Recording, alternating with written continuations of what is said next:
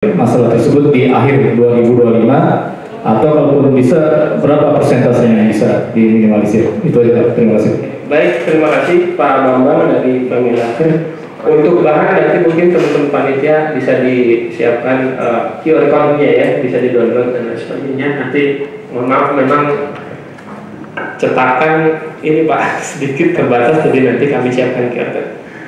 Masih ada? Masih, silakan Pak. Terakhir Pak, saya Haji Sulaiman dari Medco Energi. Dua pertanyaan. Yang pertama, apakah ada target khusus untuk dunia usaha di tahun depan, tahun 2025 mengenai implementasi EcoCircular ini? Kemudian yang kedua, alangkah baiknya buat dunia usaha jika ada contoh nyata yang bisa kita jadikan acuan atau beda. Terima kasih. Baik, terima kasih Pak Haji. Mungkin nanti target khusus bisa juga disampaikan oleh Pak Prab ya. Kemudian best practice juga sekalian. Wah, jadi nggak banyak ya. Bapak Ibu, kita harus berhenti di jam 4 ya. Mohon maaf. Jadi nanti saya mohon singkat dan kemudian to the point gitu ya, biar kita semua kebagian. Saya tetap buka, tapi mohon dengan singkat gitu ya. Silakan Pak Bahtiar dari Merdeka Cooper ya, Go TBK. Bukan Cooper, orang Cooper. Perkenalkan, saya Bahtiar Manurul, saya Sustainability Manager dari PT Merdeka Cooper Go TBK. Dulu saya di First ya, yang juga bergerak di bisnis dan HAM. Saya buka pertanyaan, mungkin sedikit komentar saja. Kalau atas buku ini saya apresiasi, udah oke. Kalaupun ada perbaikan, saya pindah dari NGO ke perusahaan. Saya kira kalau kita mau menerapkan sesuatu yang baik itu perusahaan akan terima aja begitu ya, manajemen. Ternyata enggak begitu. Dan setelah pengalaman saya singkat di perusahaan 2,5 tahun, bukan karena perusahaan nggak mau melakukan hal yang baik, tapi mereka punya isu yang harus dikerjakan gitu ya, banyak prioritas.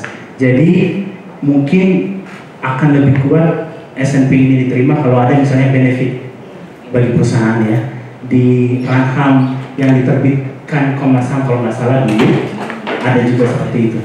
Nah, saya berkaca dari misalnya isu yang perusahaan ini bergelut harus melakukan sesuatu yang lain di luar mencari keuntungan, adalah dulu CSR, sekarang udah lain, ESG gitu ya, Environmental Social Governance, kemudian juga climate change. Climate change ya di bawah ESG juga, cuman kadang-kadang dibicarakan berbeda. Jadi kalau saya melihat ESG ini cukup dan climate cukup cepat diterima bisnis. Kenapa? Karena ada dorongan dari buyer, pembeli, kemudian ada dorongan dari investor dan lender gitu ya. Kemudian regulasi harus mandatory. Jadi maaf kata ya, saya mau jalani di perusahaan Merdeka Cooper Go, tapi kenapa harus gitu ya, kata manajemen gitu. Jadi saya juga sedih juga melihatnya Pak Prabianto, karena kita sama-sama mengerjakan, kok sedikit sekali yang sudah melakukan human rights due diligence yang benar gitu ya. Yang saya tahu yang sudah melakukan yang benar karena buyer minta perusahaan mengikuti standar internasional seperti RSPO, IRMA untuk pertambangan yang di dalamnya mengharuskan due diligence. Jadi mau nggak mau mereka melakukan.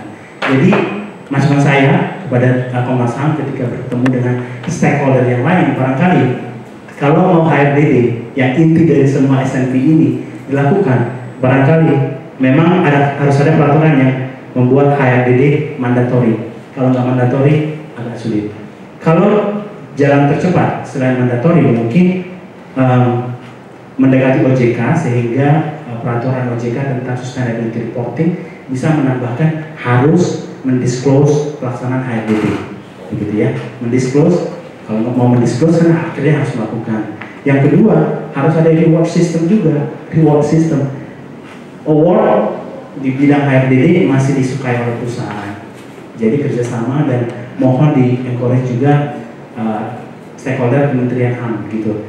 Kemudian kemudahan bisnis tentunya. Yang terakhir, ekosistem HRDD sayang sekali belum ramai di Indonesia. Banyak teman-teman dari perusahaan datang ke saya karena dikira saya masih di NGO. Ada yang kenal tidak? Konsultan yang bisa melakukan HRDD. Bahkan saya sendiri yang dari pelaksana tidak berani memberikan nama begitu, karena saya kurang yakin kemampuan. Yang saya tahu sudah bisa melakukan HRD ini baru organisasi luar negeri. Jadi dari Komnas HAM, dari Business and Human Rights, dari Pak Wahyu 25, Pak WW, saya panggil saya. Mungkin bisa mendorong lah agar konsultan juga berbenah diri cepat gitu, membuat perusahaan untuk bisa membantu perusahaan untuk melakukan HRD. Maaf panjang, terima kasih. Oke, terima kasih Mas Bahtiar Manurung. Lanjut, Ibu silahkan. Baik, terima kasih. Saya Sari dari Kementerian Koperasi, Pak, walaupun belum resmi ya, masih karena dua kementerian Koperasi dan UKM belum struktur organisasinya belum ada. Jadi masih Kementerian Koperasi dan UKM, Pak. Jadi tadi Bapak nanya yang mana gitu, orangnya dia juga, Pak. Terkait ini nih, tadi dari beberapa pelaku usaha muncul bahwa setiap banyak sekali aturan sebenarnya, ada inclusive business, ada ini, ada human hak asasi manusia dan ekonomi, kemudian ada SDGs, ada itu tadi ESG dan lain sebagainya, yang menurut hemat kami sebagai pemerintah ini kan semuanya harus, Pak jangan dilirik tadi yang pelaku usaha Bapak nggak lirik jam. Saya mau saya mau sampaikan, nanti nggak dijawab juga nggak apa-apa. Tapi begini, pemerintah ini kan juga harus ngikutin semua aturan itu tadi kan. Nah kalau melihat dari pelaku usaha memang seharusnya beberapa sekiranya beberapa ketentuan itu bersamaan itu bisa dikonsolidasikan nggak sih gitu. Seperti tadi kan kalau ESG-nya kurang harus ada human rights due diligence, kenapa itu nggak dimasukkan aja ke dalam aturan itu. Jadi secara internasional pelaku usaha dari manapun bisa comply di situ, karena tujuan akhirnya kan bagaimana ini memberikan manfaat buat semua orang. Yang kedua, saya nggak ngerti ya, kalau saya lihat tadi itu ada untuk semua pelaku usaha, tapi ada khusus untuk UMKM. Tapi saya nggak melihat bahwa khusus untuk multinational company, karena sebenarnya yang kami melihatnya pelaku usaha yang paling lemah itu banyak banget harus ini harus itu, sedangkan yang sudah antar benua ini malah ya mohon maaf Bapak Ibu sekalian itu kurang dapat penetrasinya tuh nggak clear itu loh. Terbukti bahwa di sini ada khusus untuk UMKM, tetapi untuk yang global itu bagaimana caranya? Padahal ini sifatnya soft ya. Tadi Bapak Ibu sekalian sudah sebut kalau soft ya nggak apa-apa kan kalau nggak dilakukan. Mungkin itu. Mohon maaf, terima kasih. Baik, terima kasih Ibu Sari dari Kementerian Koperasi ya Bu ya. Ya. Jadi bukan UMKM. Sudah terpisah. Iya. Baik, saya ingin memberikan kesempatan yang pertama ke Mas Askar, yang kedua ke Pak Wahyu, yang ketiga mungkin ke Pak Pram, nanti akan ada yang ditambahkan dan lain sebagainya. Ada beberapa yang perlu direspon, tapi begini ya Bapak Ibu, saya ingin sedikit juga menambahkan bahwa di dalam undang-undang pembentukan peraturan perundang-undangan Undang-Undang 11 2012 ya, 12 2011 gitu ya, salah satu lembaga itu termasuk komisi gitu ya, bisa membuat peraturan perundang-undangan, termasuk di kita kemudian mengembangkan yang namanya istilahnya perkom ya. Itu mungkin sekedar tambahan. Saya khawatirnya dari mana Komnas mengada-ngada dan lain sebagainya gitu kan, ada di undang-undang pembentukan undang-undangan. Saya ingin langsung ke Mas Askar untuk merespon beberapa yang mungkin bisa direspon, kemudian ke Pak Wahyu, nanti ke Pak Pram. Ya, terima kasih Mas Andi. Pertanyaannya kok susah banget. Ya, saya akan mencoba menjawab apa yang saya bisa ya. Ya, soal utilitas apakah lebih baik diserahkan kepada perusahaan dengan hasil unggul atau ada mandatori ya dari negara seperti halnya ketika perusahaan beraktivitas di Bursa Efek Indonesia. Kalau saya sih berpikir sebaiknya memang dua-duanya dilakukan, karena memang seringkali perusahaan lebih mengetahui core bisnisnya, artinya mereka lebih bisa memahami karakteristik perusahaan. Tapi seringkali juga self regulation kan ada ada keterbatasannya, maka penting juga ada intervensi negara untuk mewajibkan perusahaan untuk melakukan uji tuntas. Artinya ada dua skema hukum, baik soft law, hard law, kemudian self regulation maupun conduct, dan ada perlu juga ditambahkan dengan aturan dari negara yang bersifat mandatori. Akhirnya memang harus ada perjumpaan antara soft law dan hard law. Dan kalau kita melihat perkembangan kekinian kan soft law dan hard law sudah mulai luluh ya, artinya dua-duanya memang memiliki jangkauan yang bisa jadi efektif ya bagi subjek norma yang diatur dalam kedua residu hukum tersebut.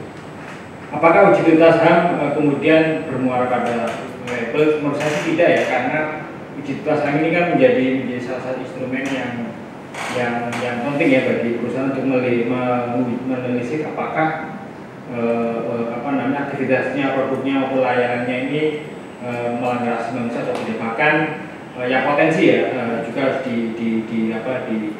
dilihat lebih jauh. Artinya memang menurut saya ini bukan bersifat label ya pada akhirnya, tapi memang ini menjadi kewajiban moral dan hukum ya dari perusahaan untuk menguji apakah produknya, layanan maupun servisnya mengalami asasi manusia atau tidak, potensial maupun yang real. Kemudian bagaimana tanggung jawab pihak ketiga ya? Ini sebenarnya dalam konteks bisnis Indonesia ada yang disebut dengan konsep leverage ya, bagaimana pengaruh dari perusahaan leading firm yang bisa menjangkau ya seluruh aktor-aktor yang terlibat di dalam rantai pasok. Artinya memang perusahaan yang memiliki kapasitas menjadi leading firm lah yang bisa menjangkau seluruh aktor aktor yang terlibat di dalam rantai pasok. Kalau negara kan sebenarnya bisa ya dengan kontrak yang disusun oleh negara ketika misalnya memberikan kontrak kepada perusahaan untuk mengatur seluruh komponen-komponen termasuk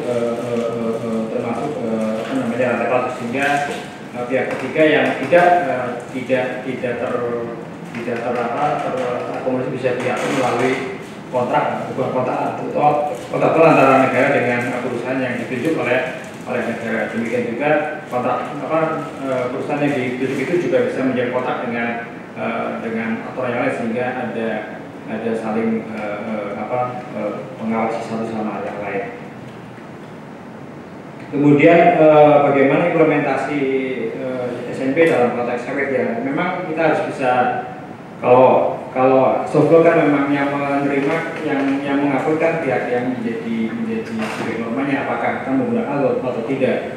Artinya kalau misalnya teman-teman memang ada kasus di lapangan, mari kita uji SNP ini misalnya menggunakan mekanisme mediasi yang disediakan oleh Komnas HAM. Apakah memang bisa mediasi oleh Komnas bisa menyelesaikan masalah yang dihadapi di lapangan. Artinya memang harus kita uji ya ke depan bagaimana mandat yang dimiliki oleh Komnas HAM untuk mengimplementasikan SNP ini, mandat monitoring, kemudian mandat mediasi dan mandat-mandat yang lainnya. Kemudian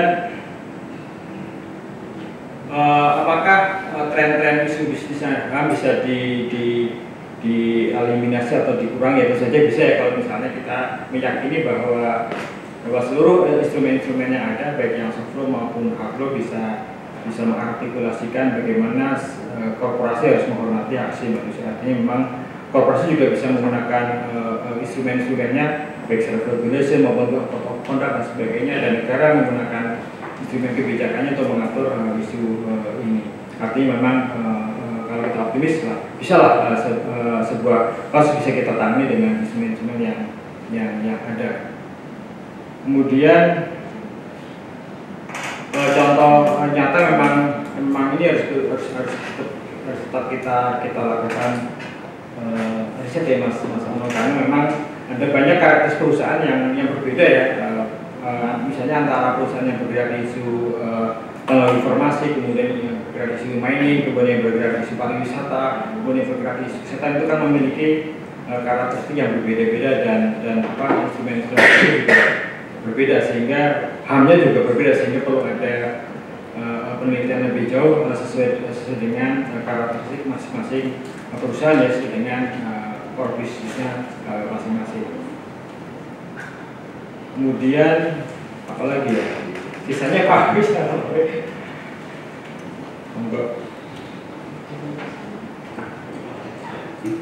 Ya, terima kasih Mas Anu.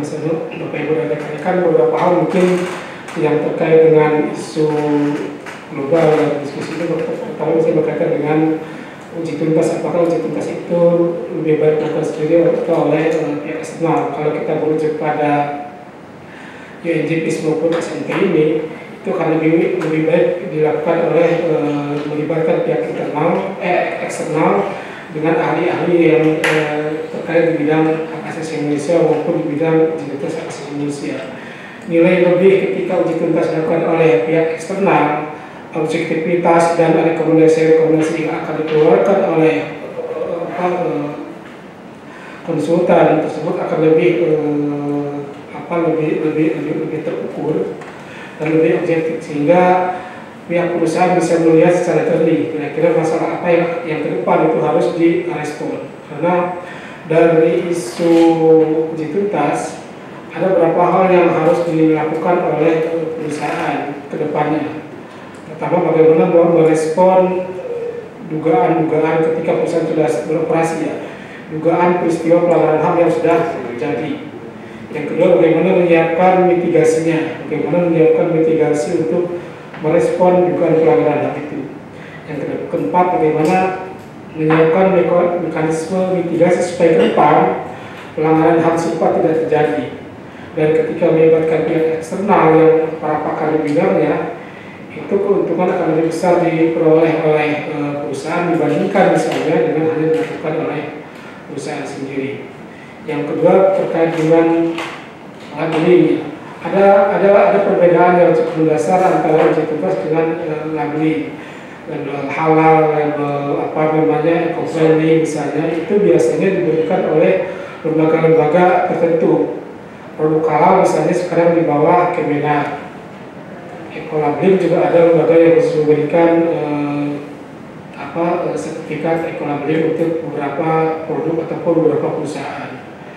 Juga untuk bisnis yang lain ada beberapa hal yang memang dilakukan oleh institusi-institusi yang berbeda, sehingga memang ada proses yang berbeda antara labeling dengan uji tuntas hak asasi manusia. Yang berikutnya berkaitan dengan bagaimana kalau pelanggaran HAM itu dilakukan oleh pihak ketiga. Ini juga salah satu hal yang memang harus cepat direspon oleh perusahaan, karena mau tidak mau ketika pelanggaran HAM itu melibatkan satu perusahaan, image-nya akan segera berdampak pada perusahaan itu sendiri, sehingga beberapa hal buruk mungkin akan terjadi, sehingga ketika ada terjadi pelanggaran HAM dilakukan oleh pihak ketiga, oleh supplier ataupun isu di rantai pasoknya, perusahaan harus mengambil sikap bagaimana isu pelanggaran HAM itu bisa diselesaikan oleh pihak ketiga sendiri. Kalau tidak bisa diselesaikan oleh pihak ketiga, perusahaan harus mengambil sikap memutuskan komunikasi atau hubungan kerja dengan pihak ketiga tersebut, sehingga ada lepas tanggung jawab dari perusahaan terhadap pelanggaran HAM yang dilakukan oleh pihak ketiga, tapi responnya harus segera dilakukan oleh pihak ketiga tersebut. Yang agak repot kan bagaimana mengukur tanggung jawab hak asasi manusia untuk masa yang akan datang ke depan gitu ya. Nah, ini salah satu indikator yang bisa dilakukan adalah menyiapkan struktur yang kuat di perusahaan ya. Tadi kebijakan hak asasi manusia dimiliki oleh perusahaan. Semua organ perusahaan memiliki pengetahuan yang memadai mengenai isu-isu hak asasi manusia yang harus direspon oleh perusahaan tersebut. Tiga, pasti berkaitan dengan mekanisme pemulihan. Ada mekanisme pemulihan yang memang bisa digunakan sewaktu-waktu oleh perusahaan ketika terjadi dugaan pelanggaran HAM. Jadi begitu ada keluhan atau pengaduan langsung masuk ke satu mekanisme yang itu bisa diselesaikan secara mandiri oleh perusahaan, sehingga tanggung jawab hak asasi manusia perusahaan itu melekat gitu ya, dari waktu ke waktu secara jangka panjang bisa terukur hasilnya seperti apa. Nah, secara umum kalau perusahaan itu semua pihak ya menerapkan entah itu SNP, entah itu UNGP gitu ya, ataupun mekanisme yang lain yang dikeluarkan oleh ISPO, RSPO misalnya, ataupun mekanisme yang lain, saya pikir hasilnya akan secara otomatis dirasakan oleh perusahaan itu sendiri. Black campaign akan berkurang, pasar akan terbuka, itu menjadi salah satu indikator manfaat gitu ya, kesuksesan dari satu penerapan norma yang dilakukan oleh perusahaan. Kalau perusahaan dia kuat dengan isu ISPO-nya, secara otomatis pasarnya, pangsa pasar ISPO akan terbuka. Kalau dia menerapkan secara konsisten prinsip-prinsip dan kriteria RSPO, pasar RSPO secara otomatis akan terbuka dan yang lain pasti mengikuti gitu ya. Jadi memang benefitnya akan terasa secara langsung oleh perusahaan ketika ada satu mekanisme yang dilalui. Bahkan ketika terjadi konflik dan perusahaan itu dilaporkan ke Komnas HAM berkali-kali, tapi perusahaan itu merespon keluhan itu menghadapi semua panggilan dari Komnas HAM misalnya, image dari perusahaan itu tidak akan berkurang. Pak Cepot mungkin sudah banyak tahu ya, ada satu perusahaan besar banget itu, tiap tahun dilaporkan di Komnas HAM, tiap tahun konfliknya ada terus gitu ya. Tapi image-nya tidak pernah berkurang, tidak pernah luntur gitu ya. Karena memang semua keluhan dia tangani, semua pengaduan dia jawabani misalnya. Jadi memang ada satu keluhan memang betul, tapi keluhan itu harus direspon. Dan respon ini yang kemudian lebih banyak mengundang apresiasi dari buyer, dari investor ataupun dari pihak lainnya. Jadi memang respon positif dari satu perusahaan itu akan memberikan impact langsung terhadap perusahaan itu sendiri. Terakhir mungkin berkaitan dengan Mas Bahtiar, saya pikir usul yang sangat menarik untuk ditindaklanjuti bagaimana setelah hari ini mungkin di tahun depan ada satu diskusi untuk bagaimana menindaklanjuti supaya SNP ini bisa berjalan efektif gitu ya.